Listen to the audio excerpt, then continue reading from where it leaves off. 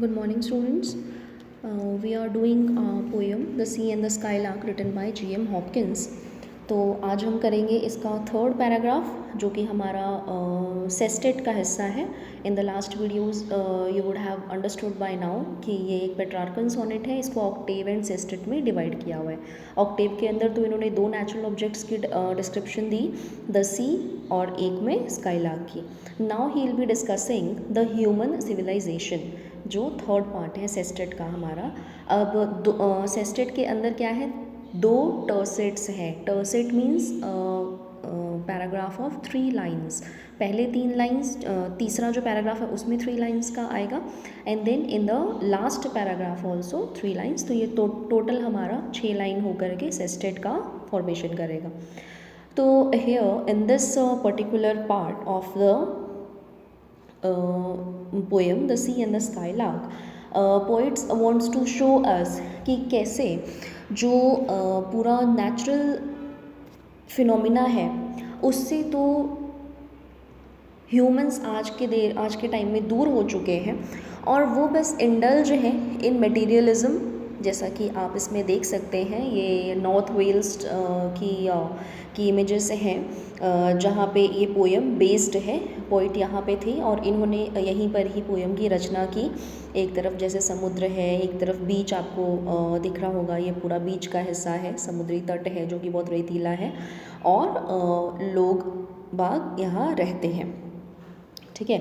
लेकिन poet basically he is writing in this poetry in the background of industrialisation, और वो सारा जो कॉन्सेप्ट तब चल रहा था, तो इसको बेसिकली ये यहाँ पे क्रिटिसाइज़ करते हैं. अब क्रिटिसाइज़ तो करेंगे ही, बाकी और कवियों ने भी क्रिटिसाइज़ किया है, और भी जो ऑथर्स हुए हैं उन लोगों ने भी इस मटीरियलिज्म को, अर्बनिज्म को, और मॉडर्न सिटी लाइफ का जो पूरा कॉन्सेप्ट है उसको क्रिटिसाइज़ किया है. बट थोड़ा सा डिफरेंस हॉपकिंस का ये है that he is a priest. वो एक पादरी भी थे और धर्म के प्रति वो पूरी तरह से डिवोटेड थे. तो ही will be using biblical reference. Biblical मतलब जो इनका धर्म ग्रंथ है बाइबल का, उसका रेफरेंस ये यहाँ पर यूज़ करेंगे, और उसके द्वारा ये समझाने का प्रयत्न करेंगे कि क्यों मानव को प्रकृति के पास होना चाहिए, न कि उससे दूर होना चाहिए. तो up till now you would have got a clear cut idea of the background कि क्या इसमें कहना चाहते हैं. तो now coming to the poem, the poet says how these two shame this shallow and frail town. These two का मतलब है यहाँ पे ऊपर जो दो पैराग्राफ्स हैं. फर्स्ट पैराग्राफ में उन्होंने समुद्र का डिस्क्रिप्शन दिया था, तो समुद्र, एंड सेकेंड पैराग्राफ में स्काईलार्क का डिस्क्रिप्शन दिया था. जो बर्ड है स्काईलार्क, उसका उसकी वॉइस और इंटेंसिटी, क्लैरिटी, वो सारी चीज़ें उन्होंने बताई थी. तो इन दोनों के बारे में ये बात कर रहे हैं कि समुद्र और स्काईलार्क दो नेचुरल ऑब्जेक्ट्स हो गए. How these two natural objects, the sea and the skylark, shame. Shame का मतलब शर्मिंदा करना. ठीक है. Shame this shallow and frail town. Shallow and frail town is a metaphor used for the modern city life. Modernism का जो concept है, modern civilisation है, मानव सभ्यता का जो विकास हुआ है. अब विकास से मतलब है कि लोगों ने बहुत बड़े बड़े घर बना लिए, बहुत बड़े बड़े फैक्ट्रीज़ बना ली, उस मशीनों का निर्माण होने लग गया, सारा काम मशीनों के द्वारा हो रहा है, और हम चांद तक पहुंच गए, हमने स्पेस सेक्टर में इतनी बड़ी तरक्की कर ली, रेलवेज़ की पूरी प्रगति हुई है ना, एयरक्राफ्ट्स की. इन चीज़ों से जो मटेरियल वर्ल्ड है ये इसको रेफ़र कर रहे हैं. ठीक है. और डे टू डे लाइफ में भी हम क्या हुए कि अपनी लाइफ को इजी बनाने के लिए मटेरियल्स जो हैं, भौतिक संसाधन हैं, उसको जुटाने में व्यस्त हो गए, जबकि हमको क्या करना चाहिए था, प्रकृति के नज़दीक होना चाहिए था. तो this is a metaphor. Shallow मतलब विदाउट एनी डेप्थ, जिसके अंदर कोई गहराई ना हो. तो this shallow and frail. Frail मतलब बहुत ही कमज़ोर, जब जो समाज सिर्फ मटेरियल के ऊपर बेस्ड है, तो अगर आपका जीवन, अगर हम अपने ऊपर भी लेकर के देखें, कोई ह्यूमन बीइंग है, हम लोग हैं, हम अगर अपना पूरा जीवन मटेरियल्स के ऊपर ही, भौतिक संसाधनों के ऊपर ही भाई मेरा जीवन, हमारा जीवन अगर बेस्ड है कि ये रहेगा तब काम होगा, ठीक है। आपके घर में अंधेरा है, मान लीजिए आपके पास पूरे सुख सुविधा है, रोशनी आ रही है, इलेक्ट्रिसिटी है, बल्ब वगैरह जलते हैं, ट्यूबलाइट वगैरह जलता है, सब चीज़ है, तो कि भाई अगर लाइट होगी मैं तभी पढ़ूँगा, अगर एसी चलेगा मैं तभी पढ़ूँगा। तो ये क्या हुआ, आप कहीं ना कहीं अपने आप को पूरी तरह से इनके गुलाम बना रहे हो, मटेरियल संसाधनों के क्या कर रहे हो, गुलाम बना रहे हो। तो the poet is basically criticising this thing कि मटेरियलिज्म के हमको हमको उसका गुलाम नहीं बनना है। तो ये चीज़ क्या करती है, हमको कमज़ोर बनाती है। तो जब एक एक व्यक्ति को कमज़ोर बनाती है, तो उसी तरह से शहर हो गया, या फिर वो स्टेट हो गया, वो राज्य हो गया, और फिर इस तरह से संपूर्ण दुनिया जो है, अगर वो इस तरह से मटेरियलिज्म के ऊपर ही बेस्ड है, कोई मोरल वैल्यूज़ और ह्यूमैनिटी वो सारी चीज़ें नहीं है, तो बहुत ही क्या है, कमज़ोर है। तो ये चीज़ें कमज़ोर करती है और दुनिया को कमज़ोर बनाती है। तो shallow and frail town metaphor used for the human civilisation या मॉडर्न सिटी लाइफ। तो पॉइंट कह रहे हैं कि कैसे ये जो दो चीज़ें हैं वो शर्मिंदा करती हैं या छोटा कर देती हैं। अब छोटा क्यों करती है, क्योंकि यहाँ कवि कहना चाहता है कि इंसान ने बहुत तरक्की कर ली, तो उसको बहुत घमंड है कि हाँ मैंने इतनी तरक्की कर ली, मैंने ये चीज़ें बना दिया, मैंने ऐसे ऐसे चीज़ों को कर लिया, भौतिक सुख साधन के बिल्कुल वो चीज़ें जुटा ली, तो मैंने बहुत तरक्की कर ली। लेकिन भगवान के द्वारा बनाई गई दुनिया के सिर्फ दो चीज़ें ही, एक समुद्र और एक स्काईलार्क, जो छोटी सी चिड़िया है जिसका कवि ने जिक्र किया है कि सिर्फ ये दो चीज़ें ही क्या करती है, पूरे के पूरे मानव जाति के विकास को ज़ीरो कर देती है, और ये उसको शर्मिंदा कर देती है। शेम करना मतलब उसको एकदम शर्मिंदा कर देती है, बहुत उसको छोटा बना देती है कि नगण्य है ये, तो प्रकृति के सामने मानव का विकास क्या है, नगण्य है, ज़ीरो के बराबर। How ring right out our sordid turbid time. How ring, ring here मतलब सर्कल, या फिर यहाँ पे हम इसको देखेंगे केज, एक पिंजरे के रूप में। अब किस चीज़ का पिंजरा है, किस चीज़ का सर्कल है, ये ह्यूमन सिविलाइजेशन का, जो कि मानव का विकास हुआ है, सभ्यता का जो विकास हुआ है, हम जिसको बहुत ज़्यादा जिस पे गर्व करते हैं कि हाँ हमने इतना मानव जाति की सभ्यता का विकास हो गया है ना, तो उसका जो पिंजरा है ना, राइट आउट, राइट आउट मतलब बिल्कुल स्ट्रेटली, सीधे सीधे, बिल्कुल सीधे। Our sordid turbid time, time को क्या किया गया है यहाँ, पर्सोनिफाई किया गया है, time is personified here. सॉर्डेड means dirty, गंदा या डल, बहुत ही बोरिंग। टर्बिड मतलब क्लाउडी, धुंधला, जिसका कि कोई कुछ साफ साफ नहीं दिखाई दे रहा, ये चीज़। अब यहाँ पे क्या कह रहा है, बेसिकली कवि कहते हैं कि हम मनुष्य एक तरह से अपने समय को बर्बाद कर रहे हैं। अब समय यहाँ पे क्या है, टाइम पर्सोनिफाइड है, क्योंकि उसको धुंधले की संज्ञा दी गई है, और डर्टी होने की, डल होने की, क्योंकि टाइम डर्टी नहीं होता है, टाइम डल नहीं होता है, ठीक है। तो इसलिए क्या है, पर्सोनिफिकेशन है। टाइम यहाँ पर मेटाफोर भी है, टाइम यहाँ पे क्या है, एज अ मेटाफोर भी प्रयोग हो रहा है, और मेटाफोर में इसका मतलब है लाइफ से, टाइम हियर मीन्स लाइफ, ठीक है, जिंदगी से।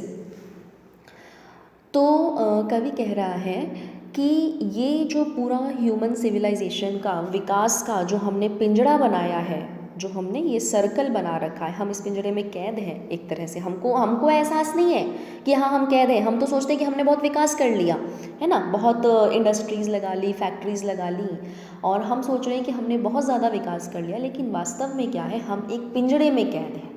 रिंग, राइट आउट, जो कि क्या कर रहा है, सीधे सीधे हम नष्ट कर रहे हैं अपना समय, हम अपना समय जो है, अपनी ज़िंदगी, बेसिकली हम अपनी ज़िंदगी को बर्बाद कर रहे हैं इस ह्यूमन सिविलाइजेशन के पिंजरे में कैद हो कर के, ठीक है।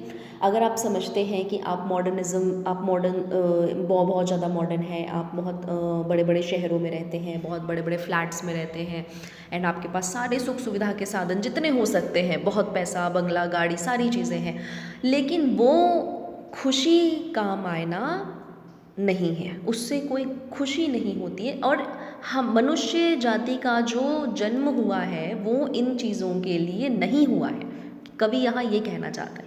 अब ये नेक्स्ट लाइन में बताएंगे, क्योंकि वो प्रीस्ट भी हैं, तो ये बाइबल का रेफरेंस यहाँ पर लेकर के आएंगे, उससे एक्सप्लेन करेंगे। तो इसमें तो ये कह रहे हैं कि भाई हम अपना जीवन जो है उसको बहुत धुंधला कर रहे हैं, हमको पता ही नहीं हमको किस डायरेक्शन में जाना है। असली में जीवन मानव का क्या होना चाहिए, हमको अपना आंतरिक विकास करना चाहिए, अपनी आंतरिक शक्तियों को जगाना चाहिए, कुछ बहुत अच्छा समाज के लिए और चीज़ों के लिए करना चाहिए, और हमको नेचर से जुड़ाव होना चाहिए, जो हमारी प्रकृति है हमारा जुड़ाव उससे होना चाहिए। लेकिन हम उल्टा कर रहे हैं, हम क्या कर रहे हैं, हम बस सभ्यता का अपना सोच रहे हैं कि हम जो भौतिकता में लिप्त हैं और उसका जो विकास कर रहे हैं, तो उससे एक्चुअली में क्या है, हम इसके शिकार हैं, क्योंकि हम इसके पिंजड़े में कैद हैं, और ये सीधे सीधे क्या कर रही है, हमारी ज़िंदगी को बर्बाद कर रही है, उसको धुंधला कर रही है और उसको खोखला कर रही है। ठीक है, ये चीज़। Now giving to the Bible का रेफरेंस देगा ये, और क्रिश्चियन माइथोलॉजी का रेफरेंस देंगे और बोलेंगे being pure in the purest form, मतलब मानव जाति का क्यों जन्म हुआ है ना। सारी चीज़ों को आप हटा दें, एकदम बहुत पहले जब धर्म ग्रंथों में जो लिखा हुआ है कि हाँ मानव भगवान ने मानव की रचना की, तो वो चीज़, तो वो क्यों जन्म हुआ था। We here means all the humans, life's pride again metaphor used for humans, जिंदगी का गर्व, ठीक है, एंड केयर्ड फॉर क्राउन। अब ये कहने का मतलब है कि जब भगवान ने हमारी रचना की, भगवान ने मनुष्यों की रचना की, तो सबसे बड़ी रचना भगवान की, बाकी सारे जीव जंतु भी, पेड़ पौधे भी, जितने भी जो चीज़ें आप प्रकृति में देखते हैं वो सब भगवान के द्वारा रचित है, पूरी सृष्टि की निर्माता वही है। लेकिन उनके द्वारा रची इस संपूर्ण सृष्टि के अंदर जो सबसे ज़्यादा सुप्रीम जिसे कहेंगे, सर्वश्रेष्ठ रचना उनकी जो है वो स्वयं मानव है, मानव जाति स्वयं है, तभी हमारा इतना विकास हो पाया। भाई हमने इतना विकास किया, और हम क्या हैं, इस ज़िंदगी के गर्व हैं। अब ज़िंदगी तो भाई लाइफ जो है वो पेड़ के पत्ते में भी है, फूल में भी है, एक छोटे से बीज में भी होता है ना, बारिश में भी बोले तो ज़िंदगी है, समुद्र के अंदर भी है, हर चीज़ में आप जिसमें भी देखेंगे सब में क्या है, they are all living beings, सब में लाइफ है। लेकिन सबसे बड़ी जो सर्वश्रेष्ठ रचना है वो मानव जाति स्वयं है। तो एक तरह से क्या है, हम इस ज़िंदगी के क्या है, लाइफ को पर्सोनिफाई किया गया है, तो ज़िंदगी का क्या है, गर्व है, ठीक है। एंड केयर्ड फॉर क्राउन, और हमको बनाया ही इसलिए गया था कि भाई हम रूल करेंगे। क्राउन मतलब रूलर, किंग जिसे कहेंगे, या रूलर, सब शासन करने वाला। अब शासन करने का मतलब क्या होता है कि सबको एक मान करके, सबकी इज्जत करते हुए और सबको साथ में लेकर के चलना। इस संपूर्ण सृष्टि का हमको क्या करना था, वास्तव में जब भगवान ने रचना करी तो ऐसा माना जाता है कि क्रिश्चियन माइथोलॉजी में कि भगवान ने एडम एंड ईव है ना, एक मेल और फीमेल, इन दोनों की सबसे पहले रचना करी थी, और इनको जिसे बोला जाता है ईडन गार्डन, वहाँ पे इनको ले गए थे, और ऐसे कि ये पूरी सृष्टि जो है वो तुम्हारे लिए है, तुम इसको अपने हिसाब से चलाओ, और मतलब इसके तुम देख रेख करो, कहने का मतलब ये है। तो जिसमें बाकी सारे जो जीव जंतु थे वो इनके संरक्षण में आए, इनके संरक्षण में आए भी, वो इन पर एक तरह से रूल करेंगे और सबकी इज्जत करते हुए, सबका भला देखते हुए कार्य करेंगे। ये चीज़ यहाँ, ये क्रिश्चियन माइथोलॉजी और बाइबल का रेफरेंस है जो यहाँ पे हॉपकिंस दे रहे हैं। और मानव, उनके कहने का मतलब है कि जो बेसिक आइडिया है पोएम का इज़ दैट कि the humans are the supreme creation of God, and they were meant to be the rulers of this whole world, but they are destroying their life by being indulging in materialism and this concept of modern city life। यहाँ पे main idea कवि ये दे रहे हैं कि भगवान ने जो है वो सृष्टि की रचना ही इसीलिए करी, मानव की रचना ही इसीलिए करी कि वो सर्वश्रेष्ठ रचना है ज़िंदगी की और वो बाकी सारे सृष्टि के ऊपर वो उनको संरक्षित करे और उनका विकास करे, एक तरह से उनको साथ लेकर के चले, प्रकृति के पास रहे। सबसे ज़्यादा प्रकृति के पास तो असल में क्या मानव को होना चाहिए था, लेकिन हम क्या कर रहे हैं वास्तव में, हम अपने आप को प्रकृति से दूर करके और अपना जीवन एक तरह से क्या कर रहे हैं, बर्बाद कर रहे हैं। और अगर हमको ये घमंड है कि हमने जो विकास किया है, हमने मतलब बहुत ज़्यादा विकास कर लिया, हम इतने काबिल हैं और इतने टैलेंटेड हैं, तो ऐसा नहीं है। क्योंकि अगर आप सिर्फ भगवान के द्वारा बनाई गई दो चीज़ों को भी लेंगे, एक समुद्र से और एक स्काईलार्क की आवाज़ से तुलना करेंगे, तो हमारी जो पूरी की पूरी सृष्टि है वो कहीं उसके सामने नहीं ठहरती है। कवि ये कहना चाहते। I hope you all have understood this. We will be summarising it in the next video.